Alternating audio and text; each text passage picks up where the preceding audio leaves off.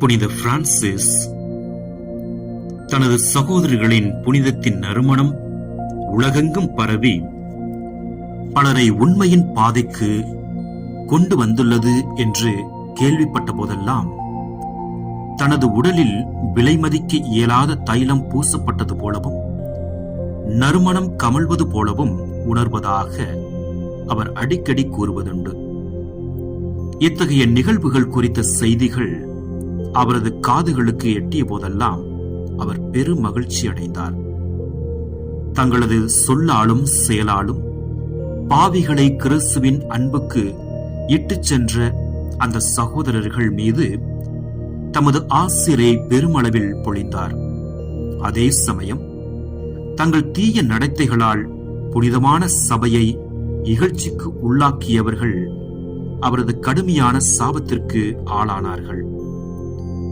மிகவும் பரிசுத்த ஆண்டவரே, இந்த துறவற சபையின் புனிதமான சகோதரர்கள் மூலம் நீர் கட்டி எழுப்பியுள்ள, தொடர்ந்து கட்டி எழுப்பிக் கொண்டிருக்கின்றவைகளை தங்களது தீய நடத்தையால் குழப்பத்தில் ஆழ்த்தி அழிக்கின்ற இத்தகையோர் உம்மாலும் உமது தெய்வ புதல்வர்களாலும் உமது சின்னஞ்சிறு குழந்தையாகிய என்னாலும் சபிக்கப்படுவார்களாக என்று கூறினார்.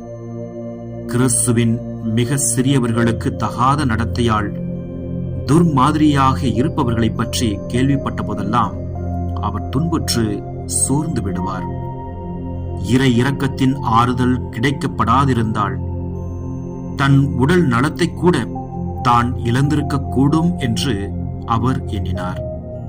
ஒரு நாள் பிரான்சிஸ் இதுபோன்ற சில மோசமான நிகழ்வுகள் குறித்து மிகவும் கவலைப்பட்டு இரக்கத்தின் தந்தையாம் இறைவனிடம் தனது குழந்தைகளுக்காக மனக்கலக்கத்துடன் ஜெபித்துக் கொண்டிருந்தார்.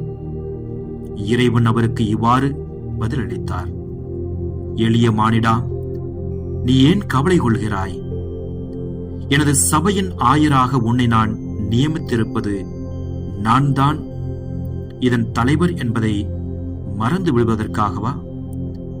உன் மூலமாக என்னால் செய்யப்படும் செயல்கள் உன்னால் அல்ல, இறை அருளால் தான் நடக்கின்றன என்பதை வெளிப்படுத்துவதற்காகவே நான் உன்னை, ஒரு சாதாரண மனிதனை, இந்த பொறுப்பிற்கு தேர்ந்து கொண்டுள்ளேன். நானே இந்த சபையை உருவாக்கியுள்ளேன். நான் காப்பாற்றுவேன். இந்த எனது மந்தைக்கு நான் உணவளிப்பேன். ஒரு சிலர் பிரிந்து